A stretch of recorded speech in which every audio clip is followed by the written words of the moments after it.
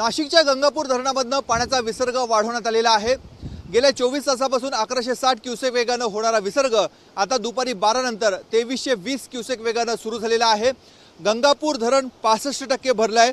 मागील 2 दिवसांमध्ये गंगापूर धरणातला पाणीसाठा हा 15%ने वाढलेला होता। कालपासून पावसाने विश्रांती घेतलेली होती, मात्र आज सकाळपासून पुन्हा एकदा धरणांच्या पाणलोट क्षेत्रामध्ये पावसाला सुरुवात झालेली होती। जोरदार पाऊस इथे पडू लागलेला होता। ढगाळ हवामान कायम आहे आणि त्यामुळेच खबरदारीचा उपाय म्हणून गंगापूर धरणामधनं पाण्याचा विसर्ग हा वाढवण्यात आलेला आहे। यंदा गेल्या अनेक वर्षानंतर जून महिन्यामध्ये पहिल्यांदाच 65% पाणीसाठा हा धरणामध्ये आहे।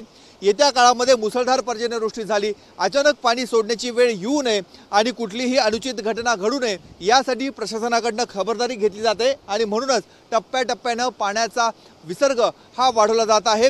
2 दरवाजामधनं पाण्याचा विसर्ग हा सुरू झालेला होता, आता त्यामध्ये वाढ करण्यात आलेली आहे। त्यामुळे नदीकाठच्या गावांना, नदीकाठच्या नागरिकांना सतर्कतेचा इशारा देण्यात आलेला आहे। आपण गोदावरी नदीचा देखील आढावा घेतलेला होता। मंदिरं पुन्हा एकदा पाण्याखाली जायला सुरुवात झालेली होती। जो छोटा पूल होता तो देखील पाण्याखाली गेलेला होता, मात्र आता दुतोंड्या मारुतीच्या गुडघ्यापर्यंत पाणी लागण्याची शक्यता देखील व्यक्त होत आहे।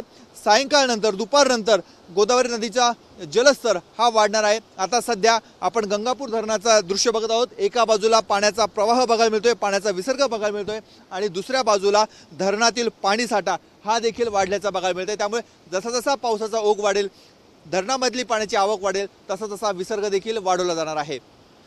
कॅमेरामन किरण कटारेसह मुकुल कुलकर्णी, एबीपी माझा, गंगापूर धरण, नाशिक। एबीपी माझा, उघडा डोळे बघा नीट।